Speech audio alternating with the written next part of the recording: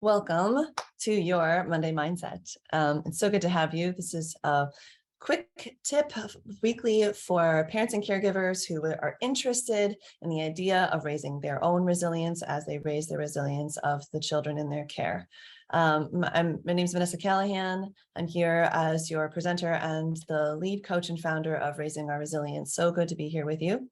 And today we're covering the 5 sort of biggest mistakes to avoid that make mornings difficult. So 5 reasons why your mornings aren't as easy as they could be. And we're just going to get right into it. And it would help me out if you're here listening to the replay or attending live. If you just put your ages of the kids under your care and your location in the chat or in the comments below, just so I have a sense of who's here. And maybe take a guess at what you think might be one of the reasons why mornings aren't as easy as they could be right now. And we'll see if you thought of one of the same ones that I'm sharing today. So reason number 1 is that we get into a bad habit of repeating requests, so much so that we actually train our kids to ignore a certain number of requests before taking us seriously. Now, I've actually asked parents to admit, like, what is your number? I asked them, what is your number? And what I mean by that is, what is the number that you and your child or children have silently agreed is the number of times that they can ignore you before they need to listen to a request? Ooh, tough question, kind of cutting right to the heart of things, huh? I know for me, it was at least 5 when I was starting out as a teacher. And oftentimes the 5th one is when it started to get pretty dicey, where I would either be frustrated, angry, losing my patience, feeling defeated, feeling hopeless. And you can guess what happens next, right? Because who doesn't get emotional when repeating themselves over and over again and not being listened to? It's a very tough situation to be in. Hi, Lucia. Nice to see you. Glad to have you back. It's been a little while. Welcome back, hon. Do intro yourself in the chat if you wouldn't mind. And that way we can kind of stay connected to what's up for you and what your guess is for what makes mornings more difficult than they need to be. So avoid repeating requests. Like, how many of you can think of at least one time where you repeated your request several times and a kid didn't listen? Maybe it was 5 times, maybe it was 10 times, maybe it was more than that. And really, if it's the same request you're repeating every single day, it could be hundreds of times that you've repeated this same request, right? And you even notice that there's this pattern of ignoring and this emerging, right? Training them to ignore you that number of times. Well, what I can say is that there is a way to cut that down, right? Of repeating yourself and to get to a place where you don't even need to give the reminder in the first place because your child or children have internalized that request as something that they just need to take care of in the morning. And that makes mornings a lot easier. So that's the first thing to avoid: repeating, and training everybody, kind of having this, unspoken agreement of how many times they get to ignore you before they take you seriously. So that's number 1 thing to avoid. Other mistake that folks make is that, we can be too nice to our kids when they are being actually disrespectful. Now, what I mean by that is that we can either, swing to the very strict side, or we can be way too nice about it. So one way that we're kind of reinforcing that first mistake is that after 4 or 5 times or more that we repeat something, we just do it for them anyway. Well, that definitely sends a message, doesn't it? It's kind of like, well, yeah, you can't, you don't really need to take me seriously, because if you ignore me enough times, I'll do it for you. And it's not because your child is a bad kid or has some sinister plan to get you to do everything for them, but they are kind of keeping you busy with them, which is a way of receiving a negative or neutral attention, or even positive attention. If at the end they're like, oh, sweetie, you do look tired, why don't I do it for you? What it does, though, is it just creates a pattern, and then we end up resenting the pattern later. So nice for now, resentment later doesn't actually add up very well. And if you think about it, if you're really too harsh about it, instead, on that, maybe the last time you finally, you break, you can't repeat it again. You're also giving them this message that people will only take you seriously, and you only need to take me seriously when I'm being harsh. And that's also not a pattern that you want to get stuck in, right? Because that can do some damage to your connection and the trust that you've built with your child. So I think of it as like this: when you grow a plant, sure, you can't be too harsh towards it or it won't grow. Like if you knock it over a bunch of times, or if you prune it back way too hard, or if you neglect to water it or something, and just are kind of like just doing all these things to kind of counter its growth. You have to give it that food and water and light, but you can also overwater a plant and give it too much light and give it too much attention. So we're looking for that sort of balance in between, not too harsh, not too sort of enabling and sweet and do it for you. Somewhere in the middle, which is really where we're landing, is in like what is developmentally appropriate in terms of your expectations of a child, of your child, not just any child, but your specific child. And that's something we want to tune into. So that's kind of the antidote to that mistake. Okay, next one. Kids need the belief that the broken idea that kids need rewards and punishments in order to learn how to behave well. And even though that is sometimes true, and feedback is a part of the learning process, positive and negative feedback of different kinds, I want to just challenge you to think, have you seen kids spontaneously do the right thing? Or be motivated just from interest or from an excitement to learn, or like when a certain person asks them to do a thing, or when you've given something fun to do with this request, or even just them coming up with their own creative way to do it, so it's just more interesting or engaging. Exactly. So we can oftentimes, the mistake to avoid there is to try to make everything about rewards and punishments and not actually explore other ways of motivating our kids. And it's really important that we do exhaust and explore other alternatives so that we can save up those sort of like rewards and consequences for things that we're really struggling to motivate our kids in another way. Otherwise, it all starts to feel transactional. Does that make some sense, right? Like, what do I get for that? Or I don't care about that punishment. And then you're kind of like up a creek without a paddle. How many of you felt that before? If you hasn't happened yet, and you've been using a lot of like rewards and incentives, or negotiating a lot, or giving, like all these consequences, the day will come and you will feel like somebody took your cape off or something, like you have no more power. It's kryptonite sort of to parent power or caregiver power when the kid says, I don't care, in the face of a reward or a punishment, which is the thing that worked before. Like, wait till your kid says, I don't care about getting more screen time or getting their screen time taken away. If that's something you've been leveraging, it's like a punch to the belly. So let's not get there, as let's not just not get there. Let's avoid that, right? And use motivation strategies such as really getting your kids buy-in to the routine in the first place, to that morning, the steps of the morning, right? The task, the request, so that they're a part of the process collaboratively. They even, maybe you build in some intrinsic or naturally motivating elements to the morning so that it's exciting to do the steps, and there's less of that needing to incentivize, right, through rewards and punishments and consequences. So that's number 3. So we're going to avoid repeating requests. We're going to make sure we're not reacting too harshly or too enabling or too kind of passively, permissively.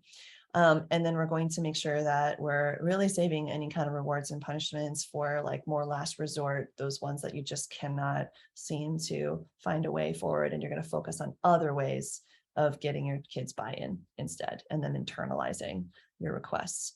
Because ultimately, what do we want? Do we want a kid who, a young adult, even fast forwarding to going off to college, who only responds to things whether or not they're going to be punished or rewarded? Or do we want them to find reasons to do things because it's the right thing to do, or find a way to make it interesting, or find a way to make it matter? And there's all these really great motivation hacks that can come in that are, very much available to parents. It's a good moment to pause and say, if you have not yet signed up for our Easy Mornings webinar, you should. It's going to be such a powerful session. We've been working on it nonstop. Dr. Luz and I and my team, to make it a beautiful, fun, and very informative experience. There's also going to be a special invitation at the end, which is a first time ever really exciting to share with the community. So you'll want to register, and you can pick your preferred time. We have several times of days and times that you can choose from. And my co-presenter, Dr. Luce, and I are really excited to share that with you. Okay, so back to two more things, reasons why mornings might be tougher than they need to be. A lot of us are a little bit allergic to routines and or anything that would support a system of steps or routines that are consistent. And it's because we have a possible misconception that routine means boring, or routine means military, like military sort of like tightness. Routines mean control. Routines mean pass or fail. Routines mean all these things. And really, when we're talking about routines, it doesn't have to stifle creativity. As a matter of fact, you can build in a lot of creative pieces into your routines. They don't have to be boring. You can actually build in fun things that everybody can look forward to into your routines. They also don't have to be really bossy, like top down. It can definitely have more of that side-by-side teamwork feel within a routine.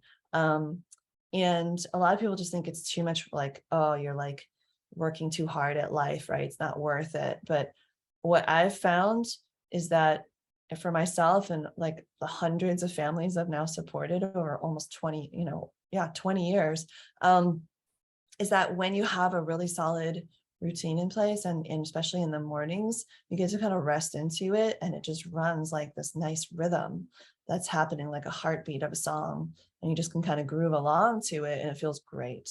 And it actually can be interesting instead of boring, and creative instead of sort of stifling, and it can be uplifting and kind of connecting instead of sort of taking away from the quality of your connection, and totally worth it. I mean, I've had people say especially when they conquer the morning routine and their mornings to make them easier, oh my gosh, like what a relief to start the day with more energy and less stress and more time and more ease and more spaciousness and more sense of like connection instead of, conflict.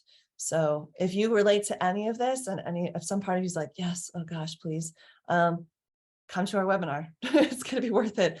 It's that we call it Easy Mornings for a reason, because we want your mornings to be easier. Okay. Last but not least, fifth reason why your mornings might be tougher than they need to be is because you are doing something. And we're going to talk more about this on the webinar and help you identify a few possible examples of this for your child or children based on their developmental stage. But we are often overestimating what kids can do on their own. Like I have a parent client of a young tween. She's like 11, and she overestimated that she could complete, her getting ready morning routine on her own. And she just wasn't quite ready for that. And she actually needed some support, like breaking down the steps and having a checklist and kind of prepping the night before. And she overestimated what her child could do. But then we have on the other end of it is that we can also underestimate what kids can do on their own. And so we had another family that was just, on top of their kids, getting them to trying to get them to do everything, like completely involved in every step. And we actually worked with that client to kind of kick back for a minute and observe, you've giving your kid a lot of information and direction and support. I wonder what they're ready to maybe do on their own. And we kind of scaffolded towards independence, 2 or 3 moments in the morning routine so far, where parent actually gets to step away and get something else done and then come back to her 6-year-old. And her 6-year-old starting to feel like really proud and less anxious about doing it right, less about mom and pleasing mom, and more about her feeling good about taking care of herself or taking care of her tasks. So that's the last one. So 5 things to avoid: repeating your request over and over again. You really don't need to do that, and it trains your kid to ignore you. Be too harsh or too kind when they're not following through, finding that balance. And third one is using too many rewards and punishments when you really need to be exploring other ways to motivate and get your kids on board and some buy-in. And that's also, by the way, something we cover in the webinar, Easy Mornings webinar. Fourth one is, having this kind of misconception that routines are stifling and boring and bossy and not worth it, when actually it's the opposite. That's true. I mean, show me one high quality preschool program or elementary school program or middle school program that doesn't have a solid routine with clear expectations that the kids know really well. I challenge you to help me find one. Even the unschooling spaces, there's still like time blocks. Like I was a Montessori teacher and we had a lot of time blocks that were more open, but even within that, we had mini routines of like, how do you get help? How do you solve problems? How do you turn in your work? How do you sign up for a lesson? We had all these like little mini routines that were really clear to make that run smoothly. It was not a free for all. I'll tell you right now, it's not a free for all. There was a lot of structure, and that's for a reason. That's what makes things work really well and really smoothly. It's kind of your operating system, for the family or for the household, for the classroom. Last but not least, to be careful not to over or underestimate what kids can do for themselves. We do it all the time, and hitting that target of where they actually are at is tricky, especially if you don't have experience with hundreds of kids your child's age, so that you have a sort of a gauge of like, what can my kid do in terms of chores? What is my child ready for? Also taking the time to observe what my child is, what signs they're showing of readiness, and being able to pick up on those is kind of an art form. And that's why it takes, my intern teachers would study with me for 2 whole years before they would make those kinds of calls on their own. So no wonder parents are like, well, I don't know. I don't have all these kids to compare my kid to, or I'm just playing catch up. On average, parents are lagging developmentally behind their kids' needs wise 6 to 12 months, sometimes up to 2 years, but 6 to 12 months on average. So that means you're aiming too low usually. And then there are a rare group of parents who aim way too high. They overshoot what their child is ready for. So finding that sweet spot is what people like me and Dr. Luce and other practitioners who work with parents, we're all about it. That's what we're here to do. We're here to help you figure that out, because we do have the experience with those hundreds and hundreds of kids in your child's age range. Anyway, so that's, we're going to wrap up. We went a little longer today because it was 5 things instead of usually the 1, 2, or 3. Hope it was helpful. Drop into the comments or chat, which one do you think that you might be doing? Yeah, which one resonated with you, that if you were to walk away from this with just one thing you're going to try to avoid, one of the reasons why mornings might not be going well, and try to improve, let us know what that is, and go ahead and sign up for the webinar so you can get all the goods. Imagine if this is 17 minutes, what you could get out of an hour and a half of training, and it's free. So please sign up. Please let friends know this is the week to do it. Our last session is next Monday. So if you're going to come to one of them, you're going to want to sign up this week. All right. Lots of love to you all. Really good to see you. I've got one quick Q&A. Oh, no. Oh, the chat's disabled. That's strange. Sorry about that, Lucia. I'll have to look into that. You said you're glad to be back. Thank you. And you've been having recurring meeting conflicts with my sessions lately. That's why you haven't been here. For Lucia, she says for her, for sure, it would be to stop repeating too much. And she signed up for the webinar. That's a power move right there, Lucia. Well done. Excellent. Well, we'll see you then. And see a bunch of you then. We've got, dozens of folks signing up. So it's going to be really lively and fun sessions. And we're looking forward to it. We'll see you soon. Until then, lots of love and good luck. And I can see each and every one of you becoming happy, being resilient parents with happy, confident kids. Yeah, you can have that in your life. And we're here for it. And you're welcome, Lucia. Yeah, I look forward to seeing you on the 1st as well. All right. Take care, everybody. Until next time.